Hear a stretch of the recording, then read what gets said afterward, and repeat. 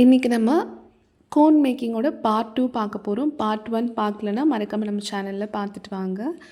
இது பாருங்கள், டைரி ரிலீஸ்க்கு அப்புறம் நம்மளோட ஹென்னா மிக்ஸ் இப்படி தான் இருக்கும். மேலே இருக்கிற அந்த லிக்விட்லேயே கலர் வந்திருக்கும். கலர் வந்திருக்கு அப்படின்னா டைரி ரிலீஸ் ஆகிடுச்சுன்னு அர்த்தம். நம்ம எல்லாருக்குமே கண்டிப்பாக டைரி ரிலீஸ் ஆகிருக்கும். அதனால் நீங்கள் வரி பண்ண வேணாம். இப்போ ஸ்பேச்சுலாவை எடுத்து விட்டு பார்த்துக்கலாம். எடுத்து விட்டு பார்த்தா ஒரு சிலர் சொல்லுவாங்க, இந்த கலர் உங்களுக்கு ஆகிருக்கா, அந்த கலர் ஆகிருக்குன்னு சொல்லிட்டு. நீங்கள் கலரை வச்சு கண்டுபிடிக்க வேணாங்க. 8 மணி நேரம் சோக் பண்ணாலே உங்களுக்கு கலர் வந்திருக்கும்னு அர்த்தம். அதோட மிக்ஸ் பண்ணும்போது ஸ்மூத்னஸ் உங்களுக்கு நல்லா தெரியும். அந்த ஸ்மூத்னஸ் வச்சே நீங்கள் கண்டுபிடிக்கலாம். ஆமாம், நமக்கு ப்ராப்பரான ஒரு டைரி ரிலீஸ் ஆகிருக்கு, சுகர் கரெக்டாக பிளெண்ட் ஆகிருக்கு, அப்புறம் ஆயில் நல்லா மிக்ஸ் ஆகிருக்குன்றத அந்த ஸ்மூத்னஸ் வச்சு நீங்கள் கண்டுபிடிச்சிடலாம். சரிங்களா? இப்போ நம்ம கொஞ்சம் கொஞ்சமாக தண்ணி ஆட் பண்ணலாம். நீங்கள் மெஷரிங் கப் வச்சு தான் தண்ணி ஆட் பண்ணணும்னு கிடையாது. நான் ஒரு 10 ml ஆட் பண்ணியிருக்கேன். நீங்கள் ஸ்பூனில் ஆட் பண்ணிக்கோங்க. ஒரு ஸ்பூன் ஆட் பண்ணிவிட்டு நல்லா எந்த அளவுக்கு உங்களால் ஃபைன் பேஸ்ட்டாக கொண்டு வர முடியுமோ அந்த அளவுக்கு நல்லா கலந்து விட்டுக்கோங்க. பார்ட் 2 வீடியோ பொறுத்த வரைக்கும் ஃபர்ஸ்ட் இம்பார்ட்டண்ட் திங் என்னென்னா வாட்டர் குவான்டிட்டி தான். தண்ணி ரொம்ப அதிகமாகிடுச்சுனாலும் பைப்பிங் பேக்கில் ட்ரான்ஸ்ஃபர் பண்ணும்போது அப்படியே லிக்விடாக அது மாறிடும். அதுக்கப்புறம் கோனில் சீல் பண்ணுறதுலாம் ரொம்ப கஷ்டமாக இருக்கும். ரொம்ப டைட்டாகவும் இருந்துட்டாலும் கோன் சீல் பண்ணி முடிச்சிட்ட பிறகு அதிலேருந்து உங்களால் மெஹந்தி டிசைன் போட முடியாது, அப்படியே டைட்டாகிடும். அதனால் கன்சிஸ்டன்சி ரொம்ப இம்பார்ட்டன்ட். ஃபர்ஸ்ட் ஒரு 10 ml ஆட் பண்ணியிருந்தேன்னா இப்போ இன்னொரு 10 ml ஆட் பண்ணிக்கிறேன். நீங்கள் இது கொஞ்சம் கொஞ்சமாக ஸ்பூனில் ஆட் பண்ணிக்கோங்க. ஆட் பண்ணும்போதே கன்சிஸ்டன்சி எப்படி செக் பண்ணுறதுன்னு நான் சொல்கிறேன். நல்லா இந்த வீடியோவை ஒரு தடவைக்கு 2 தடவை நல்லா பார்த்துட்டு அதுக்கப்புறமா நீங்கள் ப்ராக்டிஸ் பண்ணணும். ஓகேவா? கன்சிஸ்டன்சி இங்கே பாருங்கள்.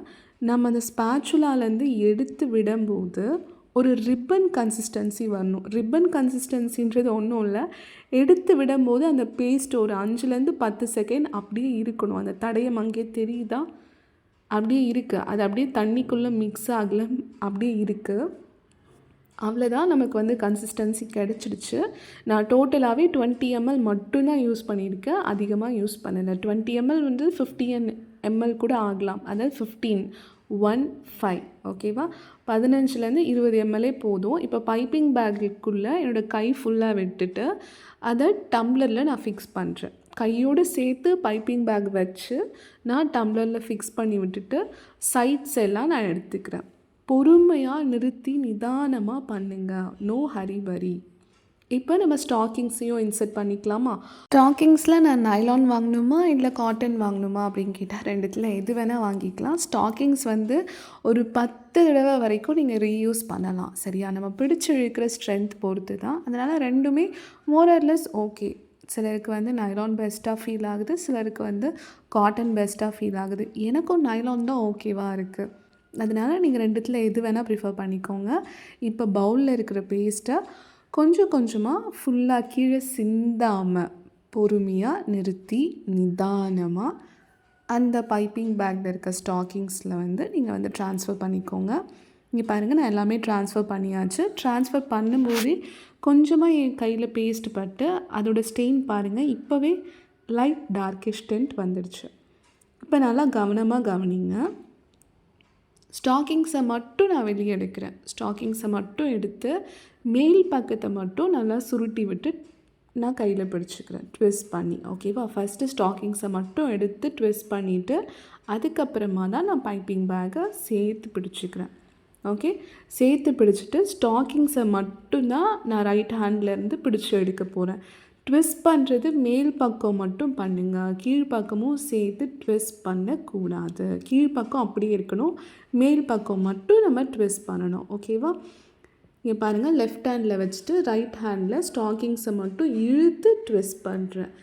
இழுத்து அகெயின் ட்விஸ்ட் பண்ணுறேன். எந்த அளவுக்கு இழுத்து ட்விஸ்ட், புல் அண்ட் ட்விஸ்ட் பண்ணும்போது அப்படியே ஒரு ஃபுல் ப்ரெஷர்லேயே நீங்கள் எடுத்துறீங்களேன். எடுத்ததுமே உங்களுக்கு ஸ்டாக்கிங்ஸ் தனியாக வந்துடும்.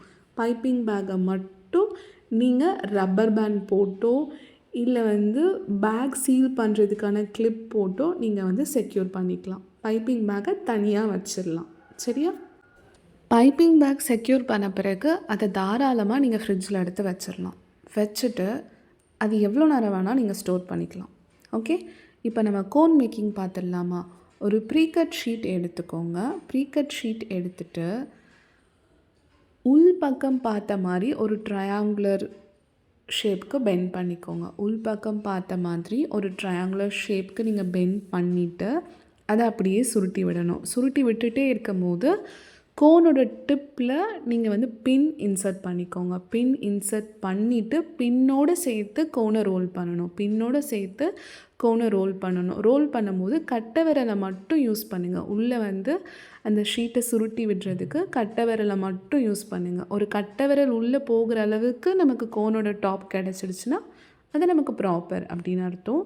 நமக்கு சைடில் இந்த மாதிரி ட்ரையாங்குலர் ஷேப்பில் வந்து நமக்கு கிடச்சிருக்கும். அங்கே நம்ம செலோ டேப் எடுத்து சின்னதாக செலோ டேப் எடுத்து கட் பண்ணி க்ராஸில் பேஸ்ட் பண்ணுங்கள். க்ராஸில் பேஸ்ட் பண்ணி செலோ டேப்போடு சேர்த்து நம்ம கோன் ரோல் பண்ணனா நமக்கு செக்யூர் ஆகிடுச்சு. இப்போ நம்ம பின்னை ரிமூவ் பண்ணிக்கலாம். இப்போது பைப்பிங் பேக்கை எப்படி கட் பண்ணுறது அப்படின்னு சொல்கிறேன்.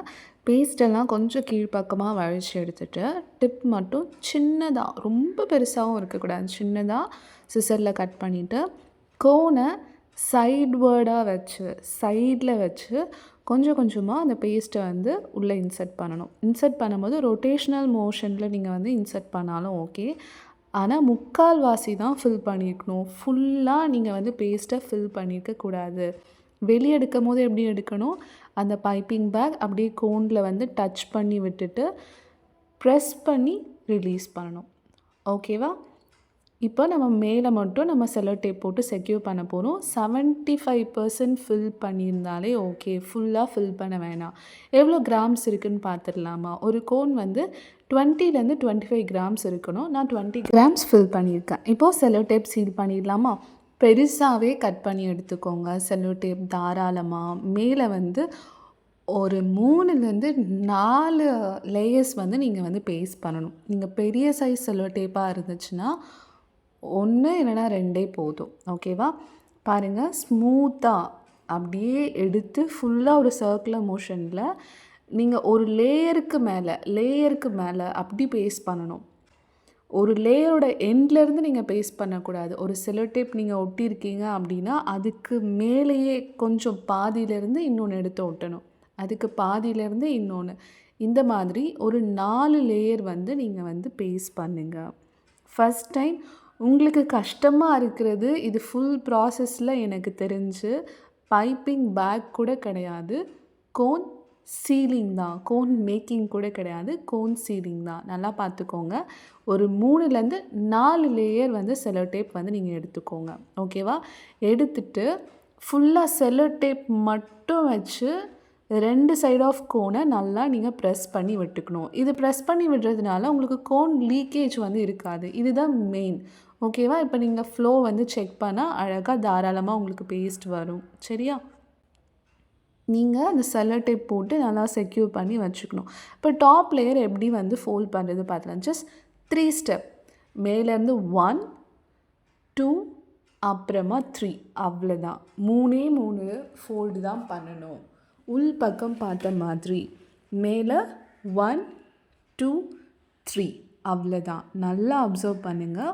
1, 2, 3 இந்த மாதிரி நமக்கு வந்த பிறகு ரைட் சைட்லேருந்து ஃபுல்லாக லெஃப்ட் சைட் உள்ளே எடுத்துகிட்டு வரணும். அகெயின் லெஃப்ட்லேருந்து உள்ளே வந்து ரைட்டுக்கு எடுத்துகிட்டு வரணும். அந்த வீடியோ எனக்கு வந்து டெலீட் ஆகிட்டுருக்குன்னு நினைக்கிறேன். I'm really sorry.